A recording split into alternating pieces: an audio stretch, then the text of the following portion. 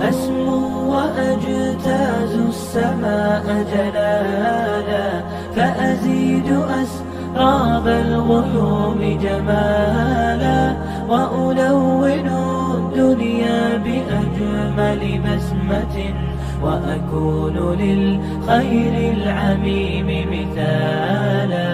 أسمو وأجتاز السماء جلالا، فأزيد أسراب الغيوم جمالا، وألون الدنيا بأجمل بسمة، وأكون للخير العميم مثالا.